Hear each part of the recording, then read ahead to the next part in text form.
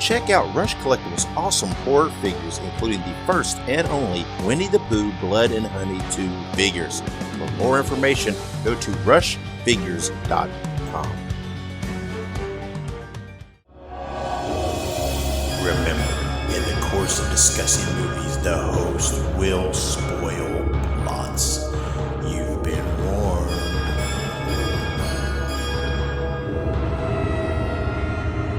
Listen to their screams.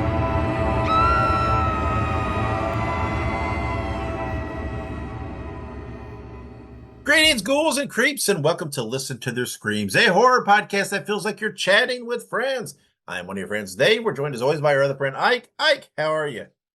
Hey, not doing too shabby. I am, man, it has been a week. It's been a day. So I'm ready to talk some spooky movies. That is true. Yes, I've had quite the week as well. So I'm ready for some distraction and to talk about movies as well. And today, the primary movie we're talking about is Arcadian, which is now on Shudder, starring Nick Cage, among others. We'll talk about that in a little bit. Before we get there into all of our other things, Ike, what did you watch this week? Yeah, other than, of course, Arcadian, honestly didn't watch too much. We're still watching Supernatural. We are now to the part of the show where Amara has come and gone. So we have Dean and Sam with their mom back, and they're kind of dealing with the British men of letters. So that's a fun time. It's very interesting, and it's an interesting part of the show. Yeah, you're kind of down the home stretch here. Yeah, And, almost there. yeah, a lot of people knocked the British middle letters. I didn't think it was too awful bad. It didn't last too long, so I didn't think it overstayed its welcome. No, So no, not too bad. I like it. I like the whole other world stuff that comes up and everything else. So I Yeah, like it. yeah. Well, of course, I'm always watching Supernatural as well. But let's see what else I watched. I also watched I did just today a rewatch of all the Terrifier movies. Just got that urge. Watched All Hallows Eve, Terrifier, and Terrifier 2. Watched them all. Just one of those things. Every so often it strikes me. Other than that, I don't think I watched really that much horror related outside of that and the movie today. I haven't even had a chance to watch too much of the X-Files, which I've been rewatching. So kind of been all over the place. But that's the extent of what I've watched this week. So all right, then let's move on. Order up. Here's one house special cheesy slasher. Enjoy. And it is time for our cheesy slasher of the week. And this episode, we present to you Blood Lake. This movie was released in 1987, written by Doug Barry, directed by Tim Boggs. The movie was starring Doug Barry, Angela Darter, Mike Kaufman, and many others. Stanley Frazier, who played the killer in the movie, was an ex-wrestler known as Plowboy Frazier in Memphis and Uncle Elmer in WWE. And he wasn't just kind of a spot wrestler. I mean, he had a whole career. I mean, he was pretty well known. I was kind of surprised that I didn't know that he was the killer in this movie, but yes, indeed he was. So that was pretty cool. The movie was described as 6 teenagers are partying one weekend. One couple disappears, only to be found brutally murdered. A bloodthirsty killer is stalking them. One by one, bodies begin to show up as they become prey to the vengeance-seeking maniac. I feel like that's a very generic description that can apply to many, many slasher movies of the 80s. Oh yeah. But the movie was filmed at Cedar Lake in Oklahoma over 10 days with an estimated budget of $6,000. The tagline for the movie was, "A quick dip in the lake turns into a bloodbath of horror." And the movie is now available to watch on Tubi. The movie's definitely cheesy, definitely low budget, but it's actually not too bad. It's kind of a fun little watch. There's a younger brother, I can't remember his name, a kind of a younger teenage brother in the movie that is like going on this trip with his older brother and all the friends and stuff. And he's kind of the highlight of the movie for me. He's pretty funny, and the shit he says is just pretty hilarious. And it is all very kind of reflective of 1987. Which I don't know. I would also say it's probably pretty timeless. That I don't think, like a 14 or 15-year-old in 1987 probably doesn't think much better than a 14 or 15-year-old in 2024. It's just the tools they have about them are a little different. So, but not a super bad movie, but definitely a cheesy slasher. So there you go, available on Tubi. Go out and give it a watch, and let us know what you think. So now let's move on to our next segment. Two Truths and an AI. And this week, we are dipping into Two Truths and an AI. And it's been a while. We haven't done one of these in a while, I feel like. So we are back with it.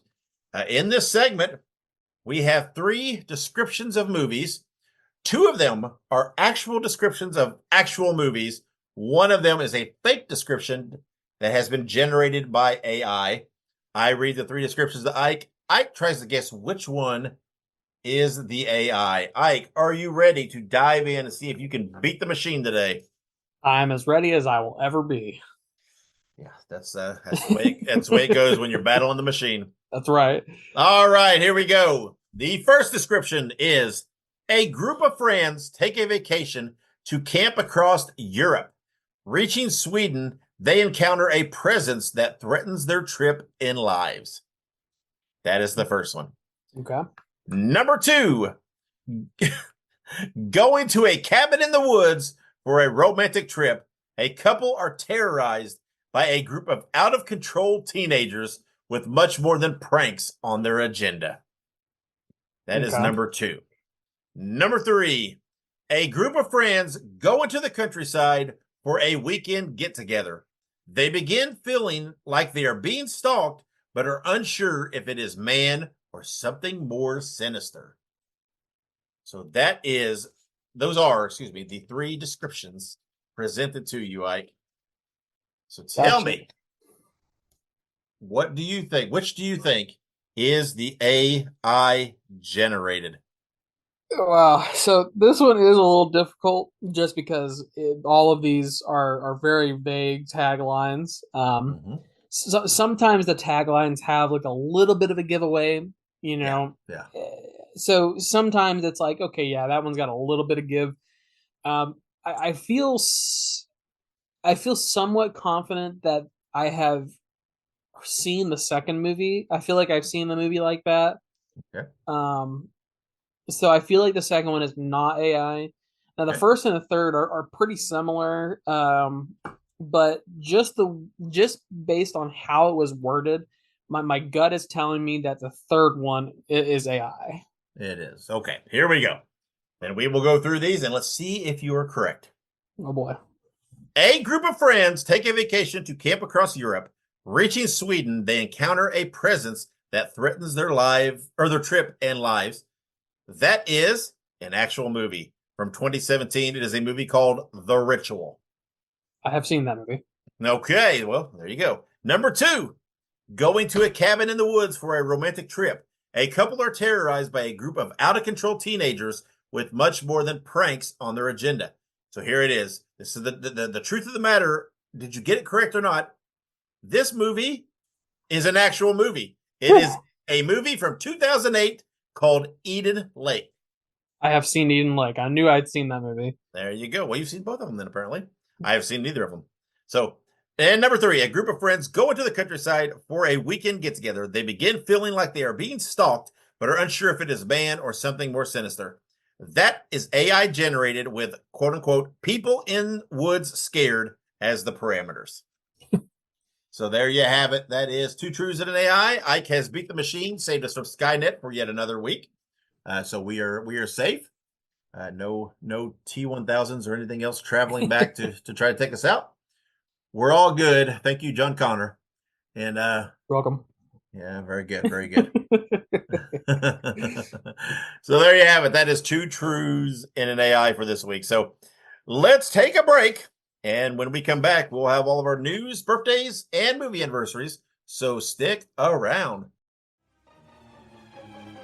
Make sure you subscribe to listen to their screams on your favorite podcast platform.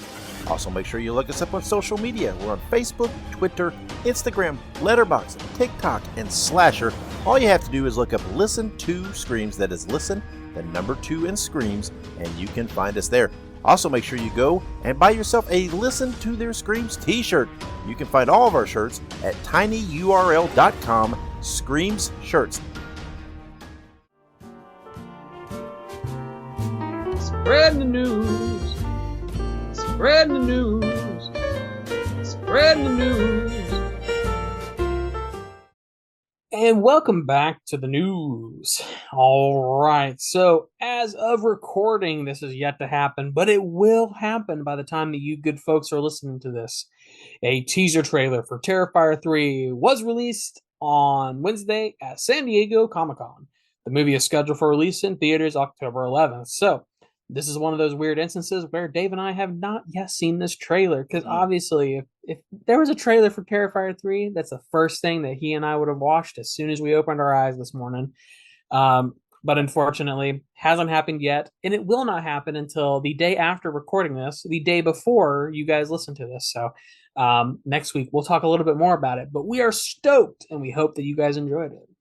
Yeah, I'm hoping, because it says, right, released at Comic-Con, I'm hoping that also means it will be released to the public. Yeah. I don't anticipate this is a full trailer. It's a teaser, but I don't care. Anything Terrifier 3, I am fine with. And this, if there is ever a case for you to follow us on social media, this is the case, because this will be one of those instances that once it's released, we probably won't be able to wait for recording next episode to fully. We'll probably start reacting immediately online, because this is, everybody knows that we love Terrifier. We love the Terrifier franchise. We have been counting down the days for a trailer, and for them to give us anything is super exciting. I cannot wait. Yeah, absolutely. All right. Well, I was actually thinking, small little, tidbit for you guys. We started using Zoom to kind of react to the different changes in audio quality. So we're going to try and see how this works. But Dave, we should maybe look at maybe doing like a live reaction to the both of us watching that trailer, because I feel like we could rig that up. I feel like that could happen. Yeah, sure. I guess we could. I'm sure it's not that hard. People do it all the time. That's what I'm saying. That'd be fun. Let's record our. Do we have to be super over the top and ignorant like some of these people are? Where they're clearly like just panning, putting on for the camera. Yeah, no pandering. We're not going to pander to you guys. We're going to give you guys our real legitimate, like, hey, this is cool shit. Yeah, that sounds like fun. Maybe we'll do that. Yeah. So stay tuned. That might be something. By the time you hear this, it may be already floating out there. Who knows? So the only bad thing is though, San Diego Comic-Con, they're in their good old Pacific Standard Time, so that's the only bad thing. But still, if it's Wednesday, this show drops on a Thursday. So even if it gets to us later in the day, it might even still be out before the time this is released. Who knows? True. Or it should be soon. So we'll see what we can do about that. That would be fun. We ought to do that more with trailers like this. Because we're all the time like texting each other. Oh, watch this trailer. Watch this trailer. This trailer's out. This trailer. But we should just screw that. We should just we should watch them together, do a live reaction.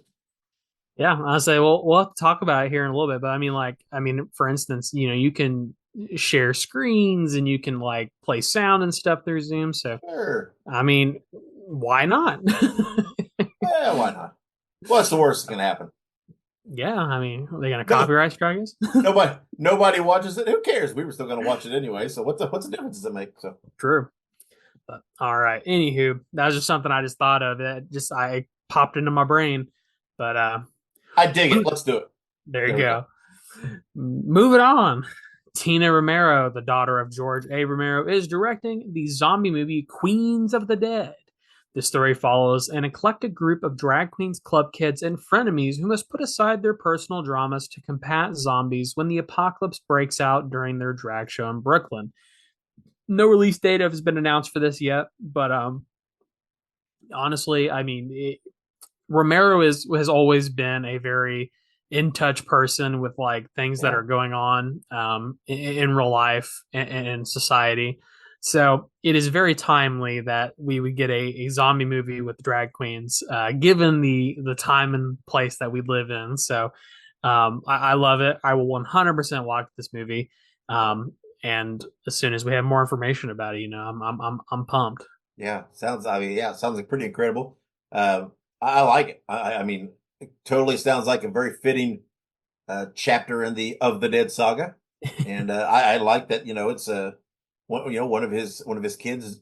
Keeping within the franchise and everything else. So it's very cool. I'm that's pretty exciting.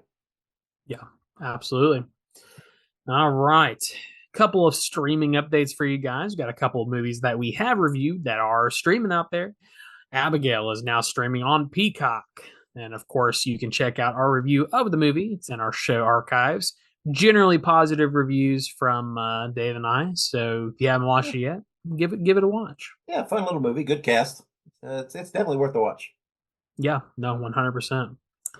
And then in addition to that, Ghostbusters Frozen Empire is now streaming on Netflix. We both I don't think we reviewed this movie, but we did talk Mm. about it when the movie came out. We both expressed that we were excited for it, and I believe we both have seen the movie. Have you seen the movie yet? Yeah, I've watched it. Yeah. Cool, cool. So I mean, we've both seen it. So and I think we both probably like this. So give that a little check out on Netflix. Yeah. I'm a little biased. I love Ghostbusters. So it's a good movie. It's a fun movie. Not my favorite of the franchise, but it'll be hard for anything to knock off the first one for me. But it's pretty solid. I like how they're transitioning to the kind of this, the new age with it and melding together pieces of the old.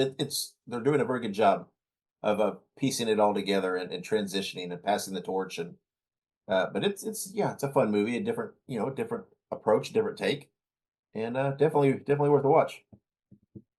Yeah, 100%.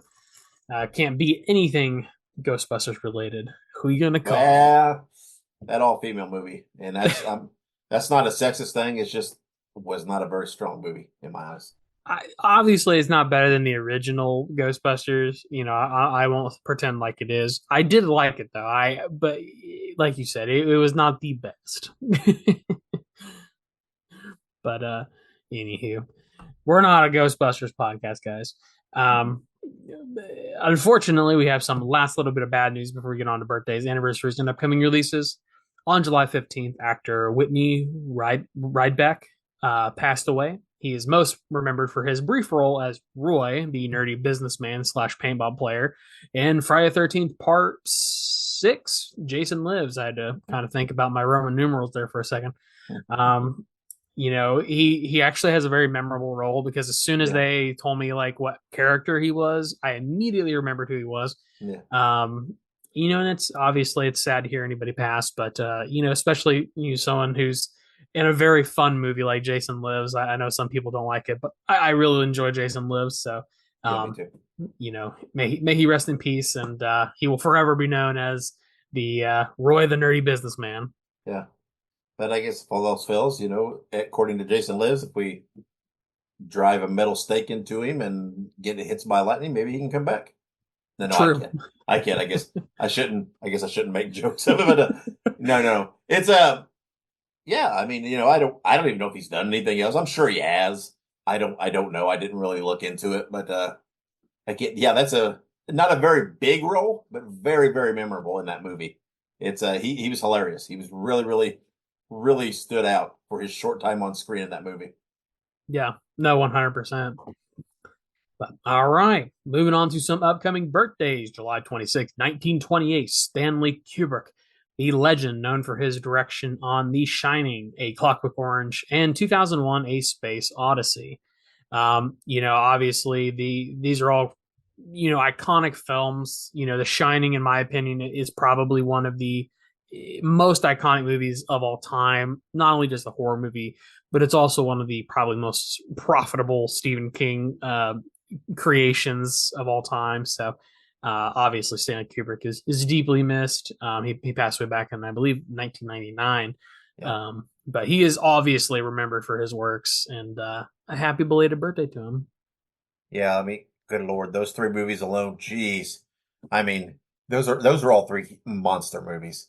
Just huge ass movies. And yeah, I mean, yeah, what a visionary. I see, Stanley Kubrick, because he also did movies like Full Metal Jacket Another huge movie. I mean, and good Lord. Doctor Strangelove, which is a pretty decently huge Yeah. movie. Spartacus. I mean, Eyes Wide Shut is another big one that he did.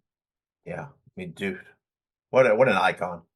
Really though, I mean, he's one of those actors that, or not actors, but he's one of those directors that basically everything he touched turned to gold. The Kubrick touch, if you will. Yeah. I mean, it just shows he had to have the vision and the eye, right? I mean, if what he's doing is all successful. I mean, he's obviously clearly did something right. So. Yeah, 100%. All right. One more birthday for you good folks out there. A Supernatural alumni, July 29th, 1980, Rachel Miner. She played Meg, one of the versions of Meg. And did you know two things about her that I did not know? She was married to Macaulay Culkin from 1998 to 2002. Sure. Yep. And she also has multiple sclerosis, MS. Sure does. Yep. And it's pretty debilitating for her now.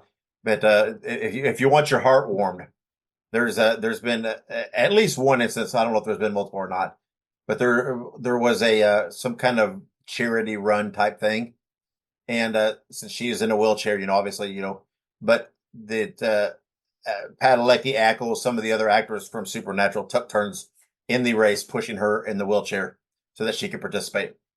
Wow. So.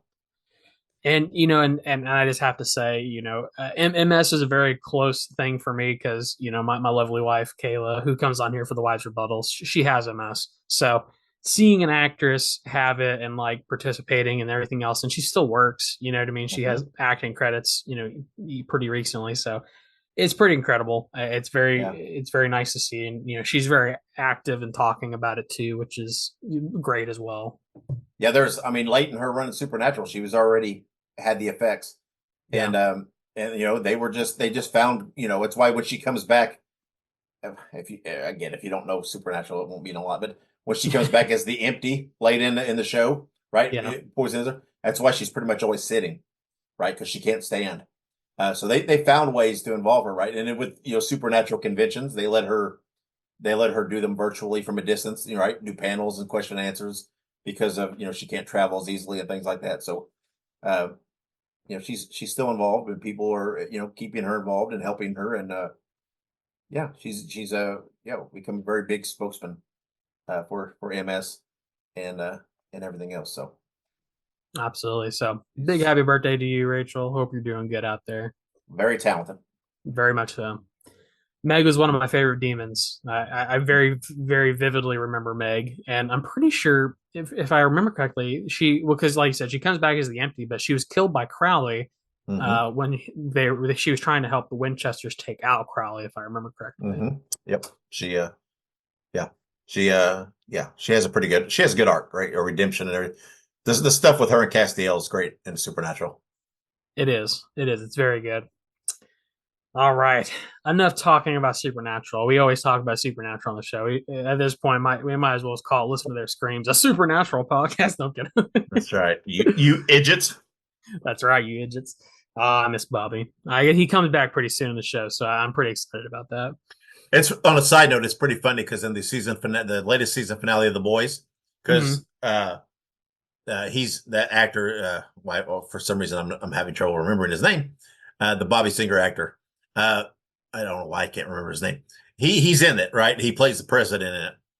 And in one of the that last episode, he actually says "idiots and balls" in it as kind of a throwback to Bobby Singer, which that show is also created and ran by Eric Kripke, who did Supernatural. And, right. So his name was Jim Beaver, right? That's it, Jim Beaver. Yeah, I don't know why I couldn't remember that off the top of my head. So good old Jim Beaver. It still just blows my mind that Bobby Singer's name he's named after like a producer, right? Robert Singer. Yeah. Always cracks me up. Yeah.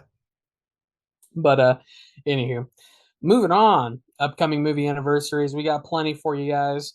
July 25th, 1986, Maximum Overdrive.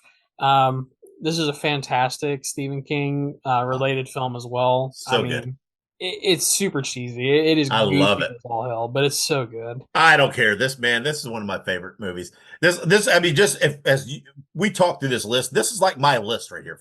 There's so many great movies that I love in this list today, but and Overdrive is one of them. It is one of my favorite Stephen King movies. Yeah. I mean, Maximum Overdrive, I will forever have the image of the green faced truck burnt Yeah, into my mind. yeah. It's like the Green Goblin. It really is. But very good. July 27, 1979, the Amityville Horror. And we're not talking about the one where Ryan Reynolds is shirtless. This is the OG. That's right. Not now it is timely that I bring up Ryan Reynolds, but I do like the new one. Pardon me, Amityville Horror. It's a decent remake, but the original is very much superior. It is. Yeah, another great movie. Love it. Love Amityville Horror. Absolutely. Yeah, and this is all ties into what the Warrens and shit like that. Or so with right, which portrayed in The Conjuring and whatever else. So because Yep. they studied the Amityville house and everything else, but yeah, Amityville Horror is such a great movie. Absolutely. Good old times with the Amityville Horror, and you are correct. And Lorraine Warren did investigate the Amityville Horror in real life, and the Amityville Horror was briefly mentioned, I believe, in The Conjuring 2. Yeah. So, But the take my next word on one, that. but the next one, the next movie anniversary. This is the one that every time we've mentioned this anniversary, I said should be a national holiday. It should be July 28th, 1989, Friday the 13th, Part 8, Jason Takes Manhattan. I mean, Jason Takes Ah, Manhattan has so much good shit in it. I love this movie. Oh The my fr- lord! the freaking boxing on top of the roof. I Oh, mean, the fact that they're like supposedly in Manhattan, but it's like empty streets of like yeah, Quebec or something like yeah. that. Except for like with the brief scene in Times Square that they got the film, and Right. like whatever, like 60% of the movie's like on a ship or whatever it might be, or it's I don't care. The movie was so damn good. I I just like how I love Nightmare on Elm Street Dream Warriors, and it is one of the cheesiest, most peculiar, whatever movies in that franchise. Same with this. I love it. Just works for me. I don't care. It's horror, right? Come on. There's why can't you do this shit? I mean, we've got a zombie guy that's been resurrected 2 or 3 times at this point, and everything else, and so I don't know. Don't come at me with so who cares? Well, it's not a documentary, although that'd be cool if it was. But Right. this I love I love I love Friday 3 and everything else, but man, oh, Jason Takes Manhattan seriously should be just a national holiday. What a national treasure. 100%. And if you've never seen it, give it a check out sometime because Oh, you're definitely missing out. absolutely. It's such a great movie. So much fun. Oh man. All right. Moving on to July 28th, 2023. Talk to Me.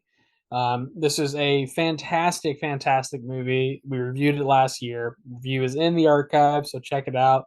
But it's superior, superb, so good. One of our favorite movies from last year. Yeah. And it's a good rewatch. I recently rewatched it, and it holds up. Yeah, I mean, I love it. It is one of the best modern horror movies to me. I just so cool, so well acted, so well cast. Concept's great. It's such a fun movie to watch. So much fun. And if you listen to the review in the archives, I'll say those exact same things. Yeah, absolutely. Moving on to July 29th, 1988, Monkey Shines. Never seen this movie, so Dave, you're gonna have to help me out here. Well, it's got Jason. How do you say his name is Beg. How do you say his name? The dude from Chicago PD that Okay. plays the captain guy or the sergeant guy. Anyway, he's got some issues.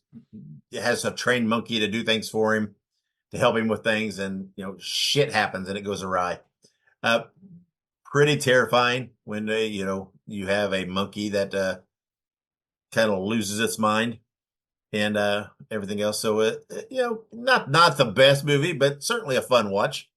Definitely a 1988 type movie, but it's fun. I advise anybody to give it a shot. Good stuff. Check that out sometime. But moving on to July 31st. Oh yeah, another one that should be a national holiday. Oh man, July 31st, 1987, The Lost Boys.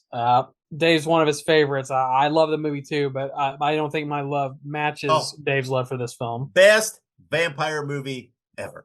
I just absolutely this is the kind of vampires I like. I want my vampires fucking cool, hanging out in the boardwalk in California, hanging from train bridges, just whatever. The Lost Boys. Oh, perfect movie.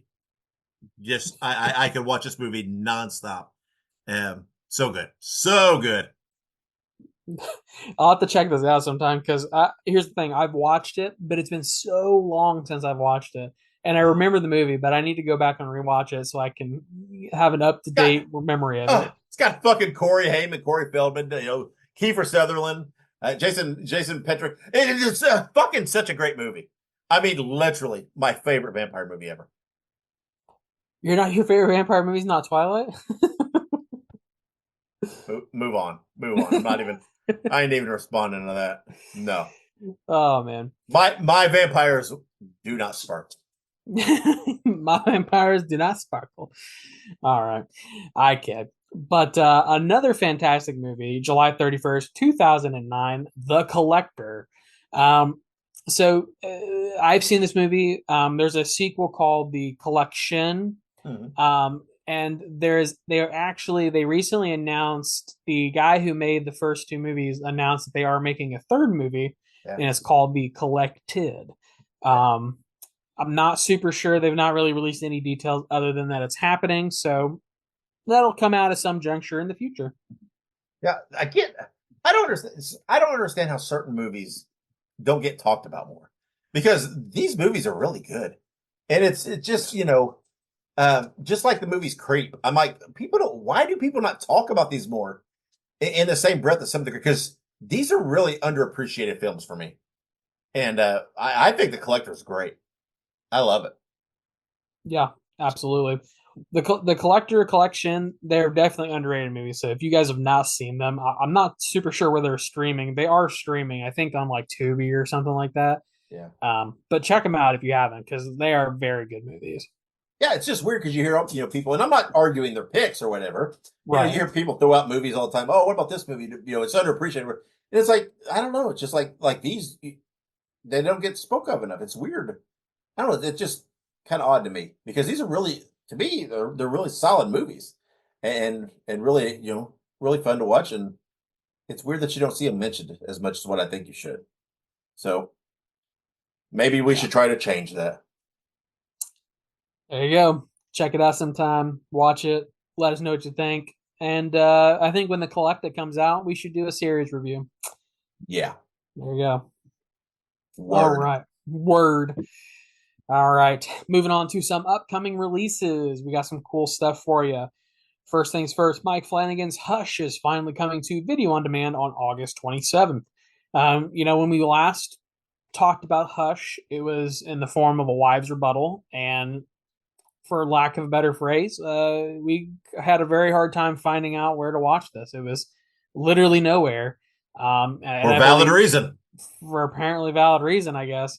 And we found on YouTube, I think. I'm not gonna say who uploaded it, but somebody uploaded on YouTube. It's not illegal for me to watch it. It's illegal to upload it. Shame. That's right. Shame on you. You know who you are. But I'm kidding. But yeah, I mean, it's just wild that a movie like this is literally nowhere. It was on Netflix for the longest time as well. Yeah, it's weird. It's been a thing, right? I mean, people are talking about what's the deal with this, but I don't know I don't know all the details. I know Mike Flanagan, it's back in his control, I guess. It is coming to video on demand. The talk is that it will be coming again to some streaming service, right? He's negotiating that. They obviously probably want to let it get a little run video on demand, see what they can make off that. This will probably be one that I'll purchase video on demand because I like the movie. I love it. I think it's a solid movie, contrary to what the wives say. Yeah. And so I'm pretty excited because this is definitely one of those movies that I'd give a rewatch to, but you just haven't been able to. And it's one of those movies you can't recommend to people because it's like, what are you going to tell them? Hey, go watch this movie that you can't find anywhere. It's not streaming. There's not a physical release. There's nothing. And that's the other thing. Supposedly, that whatever's happened, there will be a physical media release of this coming up. So all these things that where it's never been, it's weird, but it's all happening. So yeah, as things develop, I'm sure we'll keep people abreast on the situation. Yep. Always. All right. Moving on to Shine On. And we're not talking about that song, Shine On. We're talking about Shine On, the Forgotten Shining Location documentary. It is said to capture the location scouting and the making of the art direction for the Overlook Hotel at L Street Studios. The documentary will debut on Stanley Kubrick YouTube channel on Friday, July 26th at 2 p.m. Eastern Standard Time. It is wild this man has a YouTube channel and he is no longer with us, but I dig it. Yeah, I'm sure it's the estate. They just probably gonna put that in there, I guess. But I don't know. I haven't really researched it. I don't know the whole gist of this. What I'm if I read right, and I could be way off, so forgive me if I'm wrong. There have been sets and stuff that were created for the hotel that I think they thought were long gone, whatever, destroyed, repurposed, whatever it may be. And if what I read is right, they actually discovered some of these sets that they thought were, I don't know. But apparently this has been a thing, right? People, I guess I've missed a lot of mystery shrouding around the Overlook hotel sets and whatnot. And I don't know. So I'm curious to see this to get a little more insight on what this is about. But again, we spoke of it earlier. I love The Shining, so you know what? It's intriguing me. Yeah. Well, I guess we'll have to check that out then to unshroud the mystery. Coming up soon. I mean, it'll be coming out the day after we release this episode. So yeah, on YouTube. So you don't have to wait for free. that. For free. Way to go, Stanley. That's right. Thank you, Stanley, for continuing your hard work even in the grave. Mm-hmm. Still putting up that good shit from the afterlife. That's right. I mean that respectfully, sir. Yeah. Please don't haunt me. Oh, come on. If you're going to be haunted by something, I mean, you could do worse than Stanley Kubrick. That's true. That's true. I could be haunted by I don't even know. I was gonna say I don't even know. I can't even think of somebody annoying who I wouldn't want to be haunted by. But I don't know. The next time you get a shower, you're going to get out and look in the mirror, and written in the steam's going to be red rum. Right, red rum. Oh man. There you go. I'm looking out for it. But all right. Moving on, we have one last little release for you guys coming out also on July 26th. Humane. This film is releasing on Shudder and is described as in the wake of an environmental collapse that is forcing humanity to shed 20% of its population. A family dinner erupts into chaos when a father's plan to enlist in the government's new euthanasia program goes horribly awry. We'll be reviewing this movie next episode. Two things. I actually am pretty interested in this movie because it tackles a very interesting concept such as environmental collapse and post-apocalypse and things like that. But also it kind of goes in line with what we're reviewing today, which is Arcadian, which also is sort of post-apocalypse. But also we had to keep this upcoming weekend open because Deadpool and Wolverine's coming out. So had to keep her open, had to keep that schedule open, guys. Yeah. It's not like there's a big theater release out there to go. I mean, within the horror realm to maybe go see. Twisters. Dude, I have zero desire to see Twisters. Damn. I seriously, I was all on board for this movie when I thought it was going to be a sequel, right? When they originally came out, it was going to be a sequel. And the talk was going to be, it was going to be one of their kids and blah, blah, blah. And I was like, I'm on board. I'm good with this. And now that it's just like this weird ass modern cheap remake, fuck that. I don't care. The first with Bill Paxton and Helen Hunt, that movie's great. It's perfect. You don't need to remake that. Put an S on it. That doesn't change the movie. I don't know. I'll watch it probably when it comes to streaming. I'm not going to a theater to watch that shit. Man, got them all worked up. Mentioned Twisters. Got Dave's blood pressure. That's right. Because they fucking pulled the bait and switch on me. Got me all excited because here I thought they were going to do some kind of, one of those requel sequel type deals, and it was going to be pretty cool.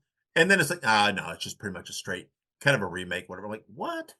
Why are you remaking that movie, man? That movie, it didn't need to be remade. What a great cast. Don't remake that movie. Yeah, Kayla wants to go see it, and we'll probably watch it at some point, maybe on streaming or something like that. But I wasn't super looking to like go and watch it in theaters. I was like, I don't know if I want to spend my money on that, but I digress. Not me. When it comes to a service that I already subscribe to, I might give it a watch and sit there and shake my head in disdain. But no, I ain't going to a theater. Not happening. He said, no can do, no can do. I'll go see Inside Out 2 before I go see that crap. Inside Out 2 is good.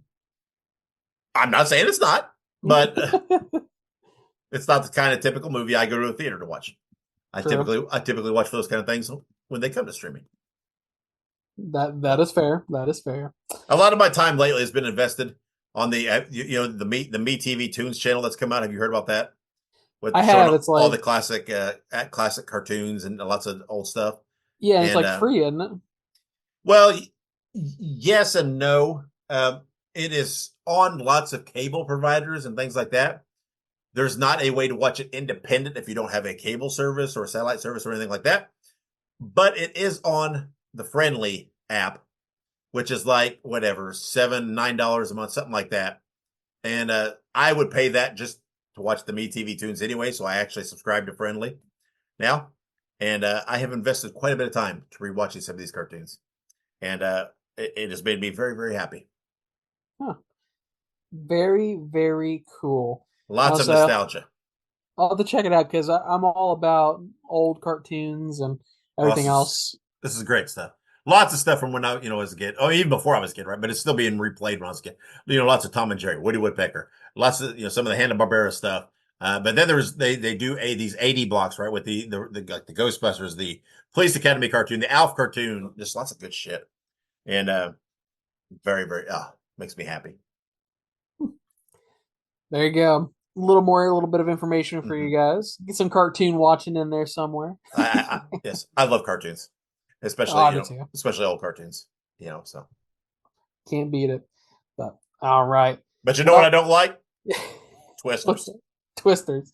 He doesn't like Twisters. I don't like the concept, at least. Watch me. I'll watch the movie. And I'll be like, God damn, I love that. So you watch. It's right. It's. I'm not holding out that hope, but wouldn't that be an ironic kick in the ass? Oh Lord. I've heard it's actually not too bad. Despite it being like a remake, I've actually heard pretty decent things about the movie, like just generally speaking. But. See, the thing is though, the original is one of my favorite movies. I love that. I've seen that movie so many times. It's one of those comfort movies that I can just throw on anytime and watch. I love that movie. The cast is so good. And, Philip Seymour Hoffman's in it and everything. Oh, it's just such a great movie that I don't know. I don't know how good, no matter how good it is. I don't think it's going to hit me the right way. It's like putting like putting fucking, Will Smith's kid in Karate Kid. It just ain't gonna work for me. Good old Jaden Smith. All right. Well, anywho, before we get too far down that tirade, check out these movies on streaming and theaters and all that good stuff. Plenty of stuff for you guys to check out this weekend. But here's what we'll do. We're going to take a quick break. And when we come back, we're going to have our official review of Arcadian. Stick around. This is Wrestling Nostalgia, the podcast that dives into wrestling history. Hey, wrestling fans, I'm Dave Dynasty, and if you enjoy podcasts that are knowledgeable and history-driven, then Wrestling Nostalgia is for you. With great guests and fun interviews, there are over 200 episodes in our archives. We chat with several first-time guests and often cover topics not discussed on other podcasts. Look up Wrestling Nostalgia on your favorite podcast platform and visit all of our links at linktr.ee/rasselpod. That is linktr.ee/RASSLEPOD. And remember, wherever you go, whatever you do, be good, be safe, and keep on growing. All right, we're back here and listen to the screams. It is review time, and we are reviewing Arcadian. The movie was written by Mike Nealon, directed by Benjamin Brewer, starring Nicolas Cage, Jaden Martell, and Maxwell Jenkins. The movie was released April 12th, 2024 in theaters, and then on July 12th on Shudder. The movie originally grossed $504,937 domestically on its opening weekend, which was good for number 15 that week. A little bit of trivia that I did see on this movie. In preparation for the movie, Nicolas Cage isolated himself with his family for 3 months. I saw a bit of trivia, and all I can say is, "Hey, Nick, that's just welcome to my life." I kind of try to isolate and avoid shit, all the time. So apparently, I can make this movie. And another bit of trivia: director Ben Brewer stated that the monsters in the movie were inspired by the Disney character Goofy. I don't know that I saw this in the course of watching this movie. I'm not sure what he's talking about. But I mean, if he says so, he says so. That's right. He created them, but not seeing that lineage, Ben. But okay, good for you. There's not Goofy. I love Goofy, man. The Goofy movie is such a great movie too, since we're talking about animated shit. Anyway, there's really not a whole lot to really say about this movie. It's a fun movie, right? It was an easy watch. Very much felt, kind of like, the one of the Quiet Place movies, right? Or whatever, you're post-apocalyptic. You have these creatures that everybody's kind of trying to adapt to life with them there, trying to hide from and whatnot. One thing I do say is because this is our second Nick Cage movie in a row now that we reviewed. I'm enjoying that. I think Nick settled into this a little more supporting type role, right? I thought this movie was going to be all Nick Cage, right? He was going to be front and center, and it really wasn't. It was more about his sons. He got hurt in it. Spoiler alert, and everything. But I mean, he's in it. And he's in it plenty. But the focus, plot-wise, was really more on his sons. So I guess I kind of like that he settled into this, kind of this new role. I think it works for him.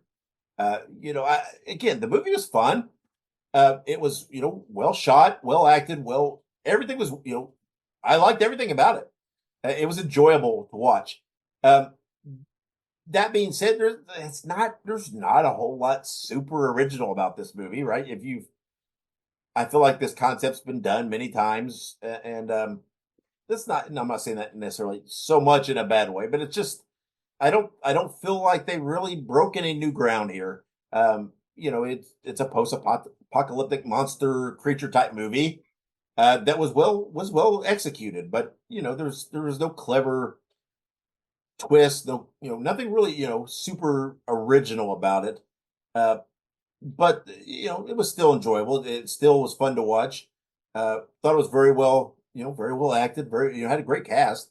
I think everybody did great. I think they really captured the feel of what the scenario they were trying to explore in this movie of this kind of brave new world of it's almost like I don't know, it had vibes even of Walking Dead, right? Because they kept telling the kids, oh, hey, but there's this, we once had a thing called laws. This is before you were born, right? There was like kind of, you see that in the Walking Dead series a lot, right? With the kids, there's like, oh, these kids don't understand the world pre this, and that's kind of how this was. This was life to them. This was the world, and it did a good job capturing that.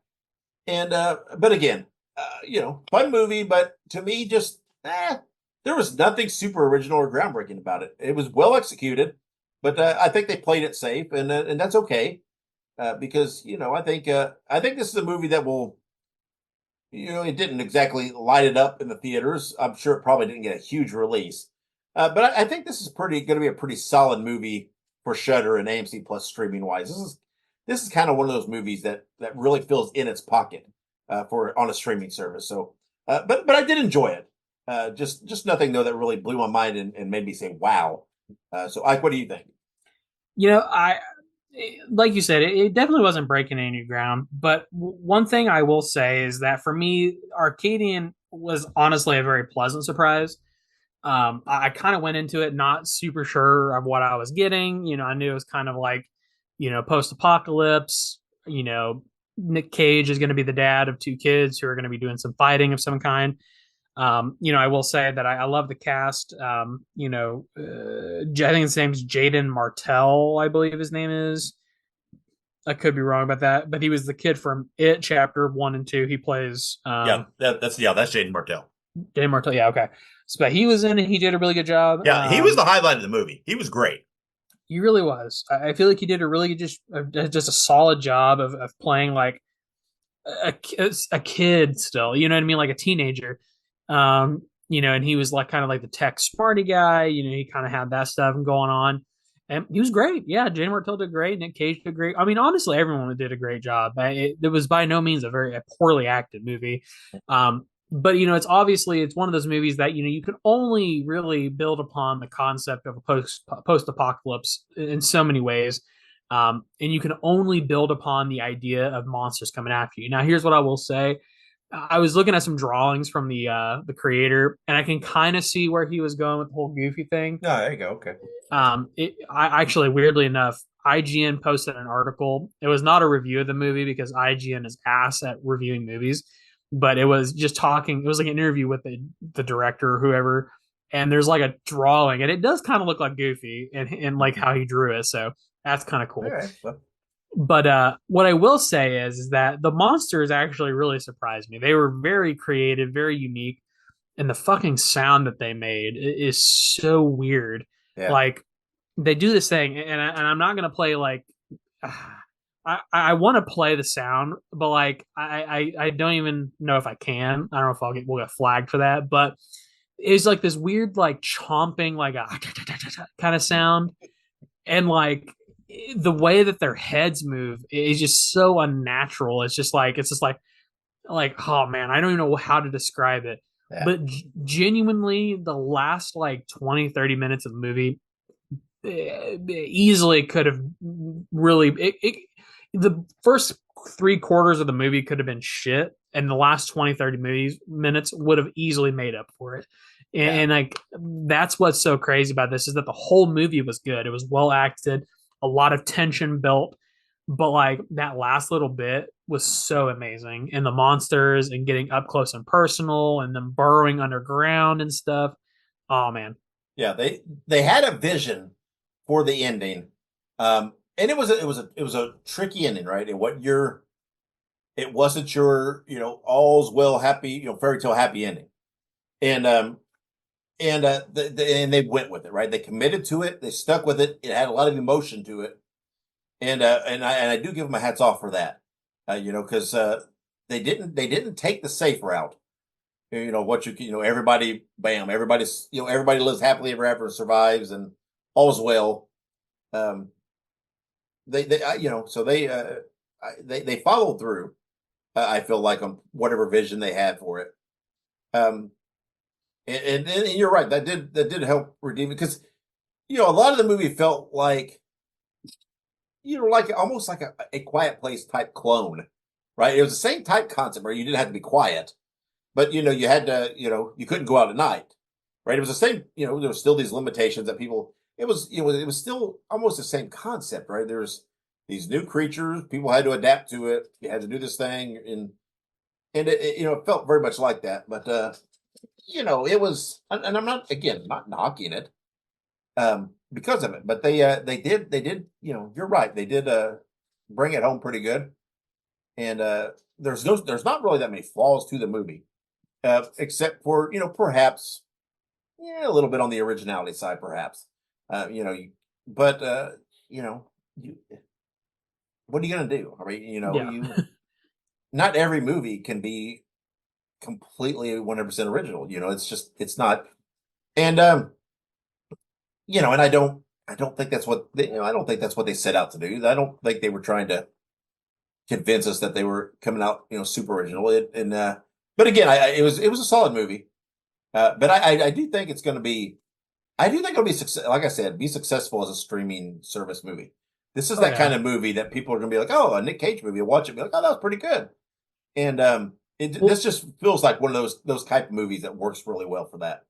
well, and I was gonna say, especially with Nick Cage's success in theaters with Long Legs, I feel like that's really gonna. I mean, I feel like the release of this movie, I'm pretty sure it came out either the same weekend as Long Legs or like the very next weekend.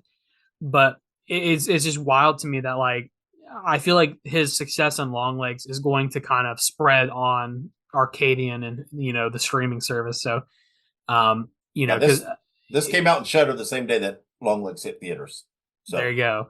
And I mean, and I think we can kind of talked about it when we did the Long Legs episode. We're like, yeah, Nick Cage is eating good this month, I guess. He paying off those bills, I guess. But yeah, no, it's just really cool. I genuinely have enjoyed, and like I love Nick Cage. Don't get me wrong, but I haven't always loved Nick Cage, right? yeah, Like yeah. I wasn't. There was a period of time where I wasn't like a huge fan of his movies, but like I feel like the older I've gotten, the more I've like really enjoyed Nick Cage movies. So like Long Legs, Willy's Wonderland. Now, to be fair, in Willy's Wonderland, the man doesn't speak, so that could also be part of it. And of course, Arcadian. It's another good one, and I'm sure he's got other stuff. I've heard that he's good in the movie. I think it's called Pig. Yeah, And he highly touts Pig. That if he was going to show someone one piece of his work, it would be Pig. And I've yet to watch Pig. I just felt like there for so long he did, and he still does it quite a bit. But he yeah, did so many movies that he was just taking like it felt like everything. And I don't know. I feel like he's getting either he's being more selective or he's just getting better material thrown at him. That it's things are again, or like I said earlier, maybe he's found this a type of place and role in these movies to settle into, right? Maybe he's now to that place where he realizes I don't have to carry the movie, right? Some of these young actors are talented enough that we talked about it in Long Legs. Nick Cage doesn't carry that movie, yeah, but he does very well in that role. I don't feel in this movie that he carried the movie. I felt like the two kids, Jade Martell in particular, I felt like they carried the movie, and but Nick Cage was very strong in a supporting role of that, and so maybe that's maybe he's just settled in to understand that hey, you know what, this is the new me, this is the new thing I enjoy doing, and I don't know, maybe I'm overthinking it, maybe I don't, maybe Nick Cage doesn't give it that much thought, maybe he just like, oh yeah, this seems pretty good. What's it pay? Okay, cool, I'll do it, and but I think he's got some good stuff that's been coming out recently. And I would be curious to see the impact, like on this, of the viewership on this with Long Legs, right? I mean, I would be so curious. I don't know if there's a way to particularly track it. Probably not. Where people that go and see Long Legs that go then come home and soon after want to watch more, something else with Nick Cage, and are watching something like this. I mean, you would think there's got to be at least some trickle down effect. I would think, but yeah. of course, I don't think there's any realistic way to track that. But it's not like you're logging into a streaming service and it's I want to watch Arcadian. Why did you pick this movie? No, Right. because I saw Long Legs. No, it's. But anyway, it's just a curious, weird ass thought that came to my mind. But That's how yeah, that's how these episodes usually go, right? yeah, sure. And but again, I like Nick Cage, right? And I really liked some of his movies in the past. He's done some really spectacular stuff. And then he had this period where it's kind of a lot of mediocre. And I'm like, whatever. I think he's had his course. And then it's like, I don't know. It's like I didn't see a whole lot of Nick Cage for a while. I kind of almost kind of avoided some of his movies, it seemed like, right? It's like because I just had this thing where I thought, they're probably not that great, probably not that high quality. And then we reviewed these two, and I'm like, man, I really enjoy these movies. I love Long Legs, and I thought this was fun. So it's like, whatever. So he's still doing his thing. More You power know, to him. I feel like, and I mean this respectfully, I feel like Nick Cage is kind of like the Nickelback of like acting. Like, people hate on Nickelback because it's kind of popular to hate on Nickelback. So I feel like there was like a period of time in pop culture where like people just kind of hated on like Nick Cage just to hate on Nick Cage. I guess. But yeah, I kind of think that like, hey, might need to go back there and watch some of his, filmography and kind of see like, hey, what kind of shit has he been doing? Yeah. Like you said, Pig, I think is the one we were just talking about, and Yeah, I definitely want to else. go back and catch that one. Because I think it's one of those that I heard of it, and I heard, it's supposed to be pretty good. I was like, I don't know. It's got Nick Cage in it. It's like, I don't know. But I think I just kind of didn't even give it much thought. And so, yeah, I definitely want to go back and catch that. But, I'll give him my hats off for at least these two. And again, like, he didn't carry long legs, but man, he was great in what he did.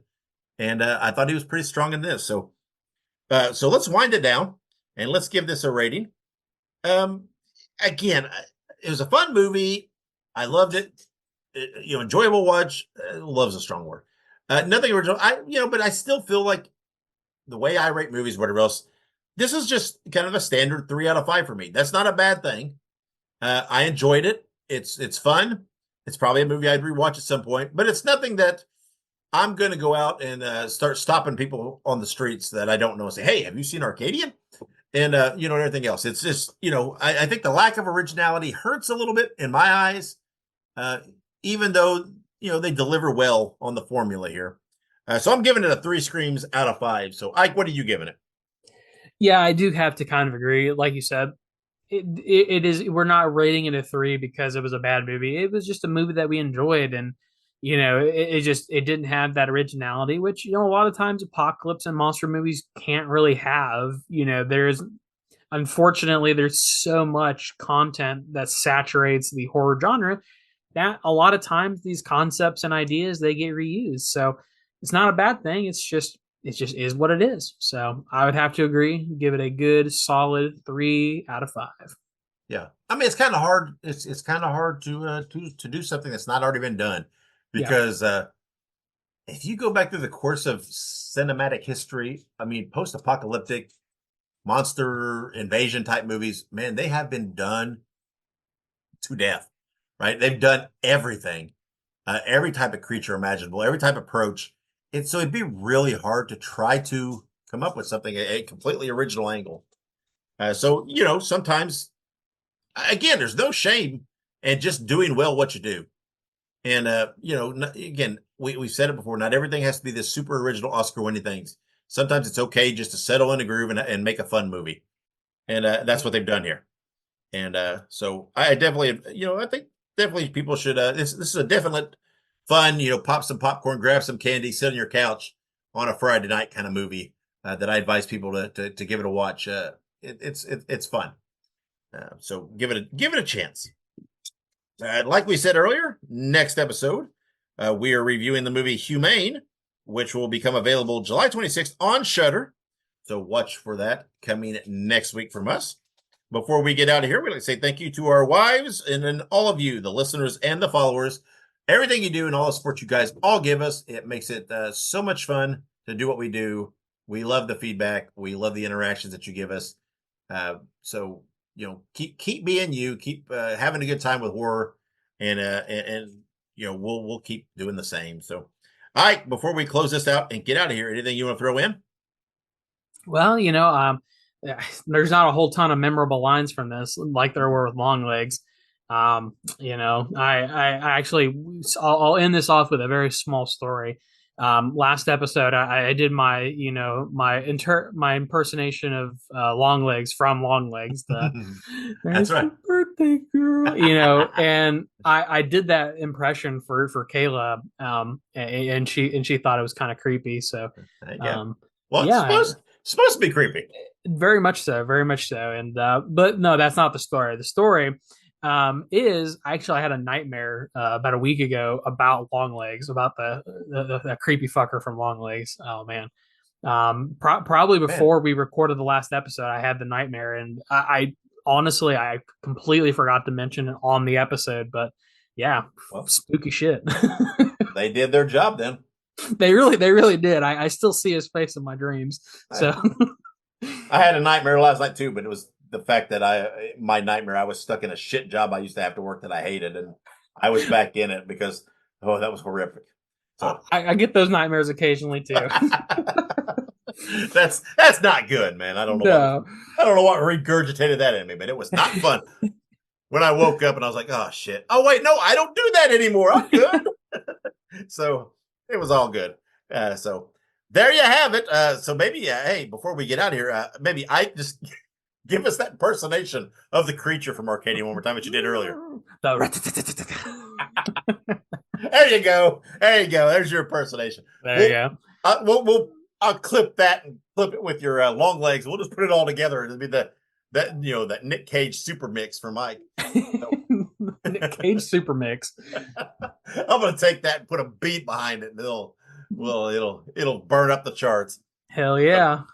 There you go. So again, next week we'll be reviewing Humane. We'll be reviewing the review. We will be reviewing Humane. That will be out on Shudder at that time. But until then, we better get out of here because we're I don't know what, man. We're acting a little goofy. So until that episode, wherever you go, whatever you do, be good, be safe, and always have many pleasant nightmares.